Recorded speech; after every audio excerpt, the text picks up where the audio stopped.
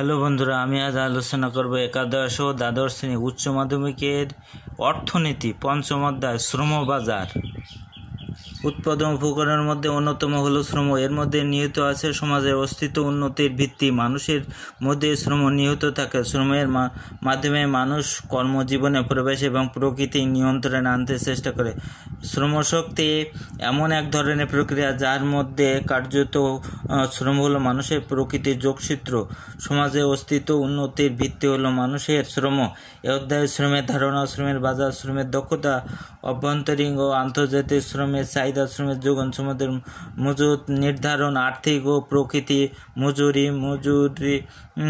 আয় এবং শ্রমিক সংঘ ইত্যাদি সম্পর্কে আলোচনা করা হয়েছে। শ্রমের ধারণা। শ্রম বলতে সাধারণত শারীরিক পরিশ্রমকে বোঝায়, তবে অর্থনীতির শ্রম শব্দটি ব্যাপক অর্থে ব্যবহৃত হয় উৎপাদনের মানুষের শারীরিক ও মানসিক পরিশ্রম যার বিনিময়ে অর্থ উপার্জন হয় তাকে অর্থনীতির শ্রম বলে। অধ্যাপক আলফ্রেড মার্শাল বলেন, মানসিক বা শারীরিক যে কোনো প্রকারের পরিশ্রম আংশিক বা পরিপূর্ণভাবে আনন্দ ছাড়া অন্য কোনো উপায়ের জন্য করা হয় তাই শ্রম। ফিজিওপ্রাক্স মতবাদ, ক্লাসিক্যাল মতবাদ, আধুনিক মতবাদ। আধুনিক অর্থনীতিবিদ মনে করেন যে শ্রম বস্তুত অবস্থিত যে কোনো দ্রব্য সেবা উৎপাদনের করে এবং কোনো উপযোগ সৃষ্টি করে তাকে উৎপাদনশীল শ্রম বলা হয়। এক্ষেত্রে ডাক্তার, উকিল, শিক্ষক এবং প্রকৌশলী প্রভৃতি শ্রমেই উৎপাদনশীল। অন্যদিকে যে শ্রম কোনো উপযোগ সৃষ্টি করতে পারে না বা কোনো বিনিময় মূল্য নেই তাকে অনুৎপাদন শ্রম বলে। সুতরাং আমরা বলতে পারি সকল ধরনের পরিশ্রম যা অর্থের বিনিময়ে প্রদান করা হয় তাকে অর্থনীতির শ্রম বলে। শ্রমের বৈশিষ্ট্য। উৎপাদনের মৌলিক উপাদান হিসেবে শ্রমের কতগুলো বৈশিষ্ট্য রয়েছে।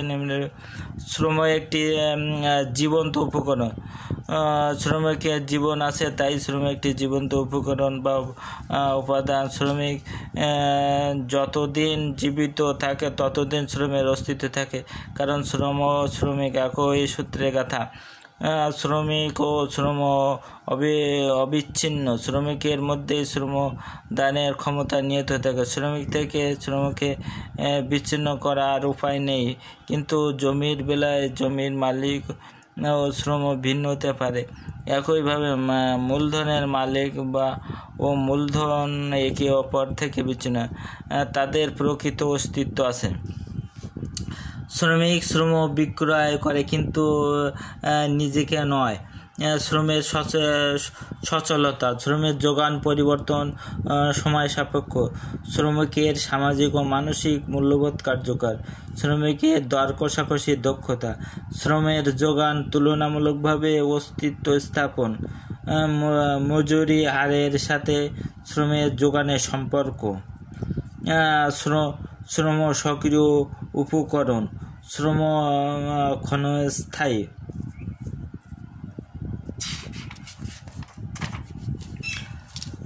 শ্রম বাজার। শ্রমের প্রকারভেদ। কৃষি শ্রমের বাজার, শহরের শ্রমের বাজার, শিক্ষিত শ্রমের বাজার, আন্তর্জাতিক শ্রম বাজার। শ্রমের দক্ষতা।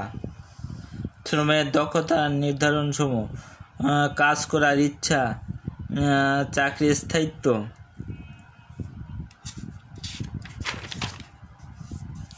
পদোন্নতি, মজুরি, অনুকূল শর্তাবলী, অন্যান্য সুবিধা, কাজ করার ক্ষমতা, কারখানার পরিবেশ, আধুনিক যন্ত্রপাতি, সংগঠনের নৈপুণ্য, সামাজিক নিরাপত্তা।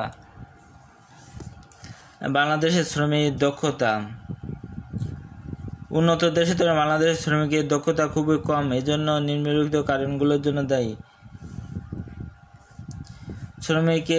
বাংলাদেশের শ্রমিক দক্ষতা বৃদ্ধির উপায়।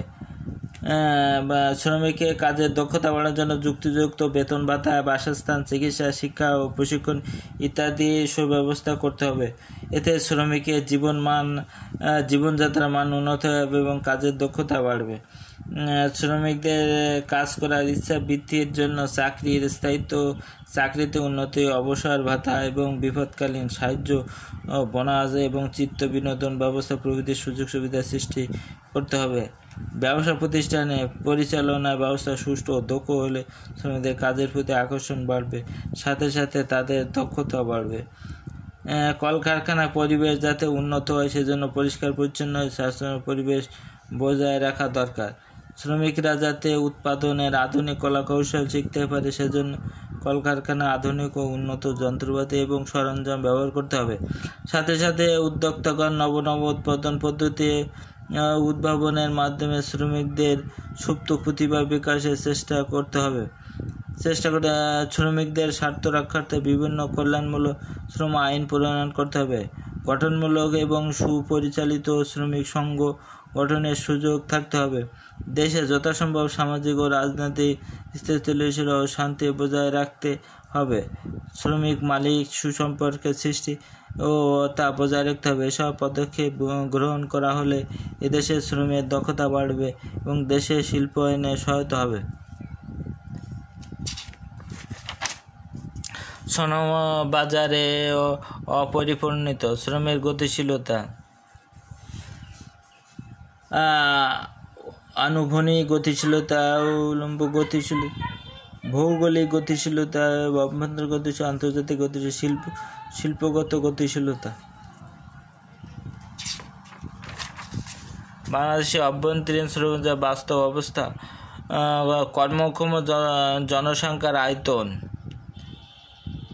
বাংলাদেশে একটি জনবহুল দেশ হওয়া সত্ত্বেও একটি বিরাট শ্রম বাজার রয়েছে। দেশের কর্মক্ষম জনসাধারণ এখানে শ্রমের যোগান দেয়। শ্রমশক্তি বলতে জনসংখ্যা 10 বছর ও তার বেশি বয়সে যেসব লোককে বোঝায়, তারা কোনো কাজে নিয়োজিত হওয়ার জন্য ইচ্ছুক বা পরিবারের কোনো লাভজনক অর্থনৈতিক কাজকর্মের সাথে জড়িত। এ অর্থে যারা পারিবারিক পরিমণ্ডলে মজুরিভিত্তিক অবস্থার কাজ করে তারাও দেশের শ্রমশক্তির অন্তর্ভুক্ত।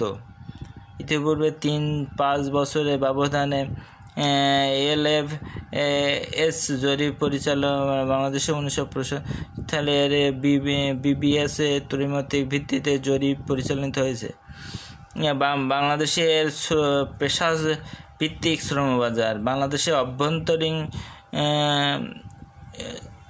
অভ্যন্তরীণ শ্রমবাজার। বাংলাদেশে এক বিরাট দেশের জনসংখ্যা হলো 6.35 কোটি, কিন্তু দেশে ধীর গতিতে উন্নয়ন ঘটায় অর্থনৈতিক বিভিন্ন খাতে কর্মসংস্থান সুযোগ সীমিত। কর্মসংস্থান বেশিরভাগই কৃষিকাজে নিহিত। এতে অধিকাংশ আবার স্বকর্মসংস্থানের মাধ্যমে চিরাচরিত পদে কৃষিখাতে কাজকর্মে লিপ্ত। শ্রমশক্তি জরিপ 1913 অনুযায়ী অকৃষিতে শ্রমশক্তি 8% নিয়োজিত, যা 1910 সালের শ্রমশক্তি জরিপ অনুযায়ী 40% শক্তি।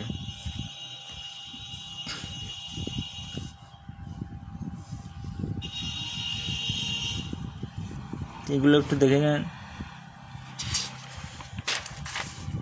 বাংলাদেশের শ্রমশক্তির বৈশিষ্ট্য: শ্রমশক্তির যোগান অফুরন্ত, গুণগত মান নিম্ন উৎপাদনশীলতা, শ্রমশক্তি বৃদ্ধির হার বৃদ্ধি, প্রাথমিক পেশা ভিত্তিক শ্রমশক্তি, নারী শ্রমিকদের অভাব, গতিশীলতার অভাব। বাংলাদেশে শ্রমিকদের স্বল্প মজুরি হারের কারণ: শ্রমিকদের স্বল্প দক্ষতা, শ্রমিকের সহজলভ্যতা, কর্মসংস্থানের ঘাটতি, শিক্ষার অভাব, শ্রমিক সংঘের অভাব, ত্রুটিপূর্ণ মজুরি কাঠামো, শ্রমিকের দারিদ্র্য।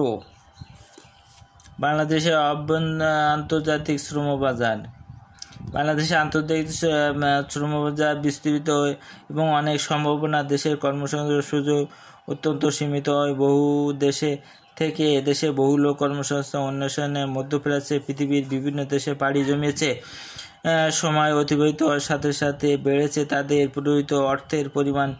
নিচের সারণীটি পর্যালোচনা করলে তা বাস্তবে যথাযথ প্রমাণ পাওয়া যায়। সারণীতে দেখা যায় সময়ের উত্তরণের সাথে সাথে বিদেশে কর্মরত বাংলাদেশির সংখ্যা যেমন বেড়েছে তেমনি বেড়েছে তাদের প্রেরিত অর্থের পরিমাণও।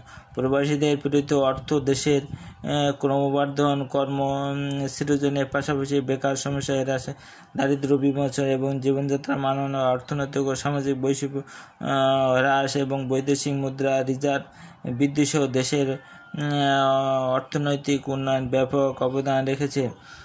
বিগত কয়েক বছরে প্রবাসী বাংলাদেশের কর্মসংস্থানের সংখ্যা এবং তাদের প্রেরিত অর্থের পরিমাণ 1991-92 সালে 3,242 কোটি টাকা, 1918-19 সালে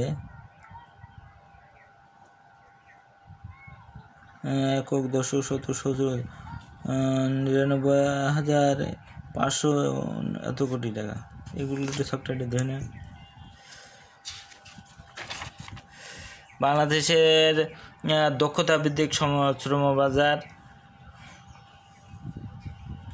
একজন অদক্ষ শ্রমিকের তুলনায় একজন দক্ষ শ্রমিকের উন্নতম। দক্ষ শ্রমিক উৎপাদনের পরিমাণ এবং মান বাড়ে। বাংলাদেশের কর্মক্ষম বিশাল হলেও তাদের অধিকাংশ শিক্ষা দীক্ষায় পিছিয়ে থাকা, কাজকর্মে পটু নয়। তাই দেশের অভ্যন্তরীণ অদক্ষ শ্রমিকদের যোগান বেশি, এজন্য এখানে মজুরির হার বেশ কম।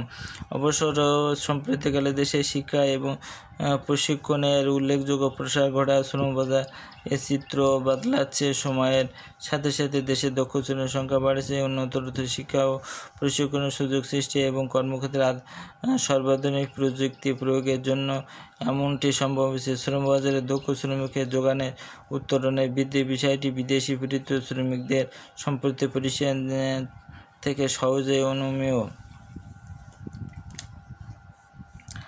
অন্যান্য পেশাজীবী, স্বল্পদক্ষ, অর্ধদক্ষ, দক্ষ। বাংলাদেশের শ্রমিকদের জন্য দেশভিত্তিক শ্রমবাজার।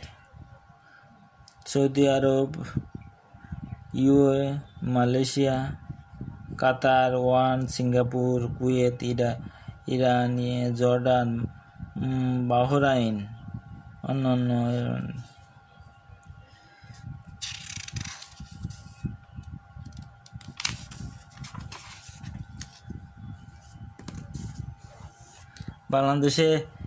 বাংলাদেশি শ্রমিকদের আন্তর্জাতিক শ্রমবাজার হারানোর কারণ। বাংলাদেশের শ্রমবাজার উন্নয়নের লক্ষ্যে গৃহীত পদক্ষেপ। মধ্যভাগে বাংলাদেশের উন্নত প্রধান সুপরিচিত শ্রমবাজার। সাম্প্রতিক সময়ে মধ্যপ্রাচ্যে সংগঠিত রাজনৈতিক অস্থিরতা শ্রমিকদের চাহিদা হ্রাস পাওয়ার পরিপ্রেক্ষিতে অঞ্চলের শ্রমশক্তি রপ্তানিতে বাংলাদেশের বেশ কিছু সমস্যার মোকাবিলা করতে হচ্ছে।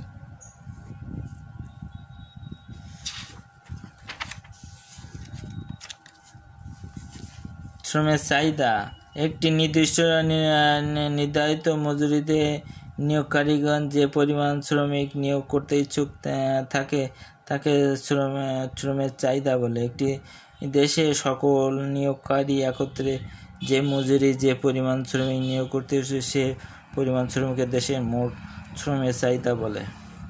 শ্রমিকদের চাহিদা নির্ধারণ সহ মজুরি। শ্রমিকদের চাহিদা নির্ধারক সমূহ। মজুরি।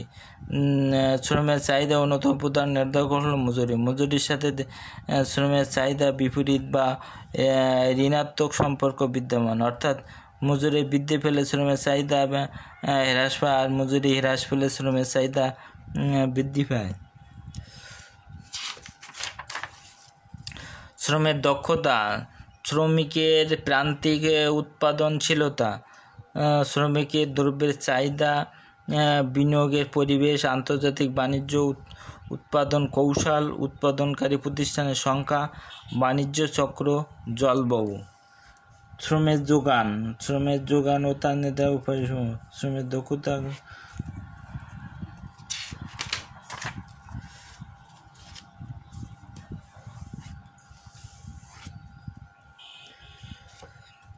পশ্চাৎগামী শ্রমের যোগান রেখা। শ্রমবাজার মজুরি নির্ধারণ।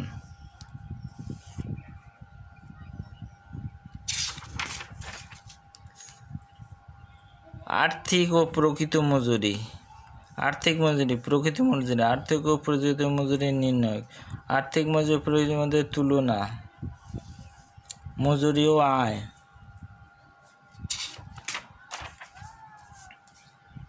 মজুরির সাথে আয়ের তুলনা। এই অধ্যায়ে প্রধান প্রধান শব্দভিত্তিক সারসংক্ষেপ।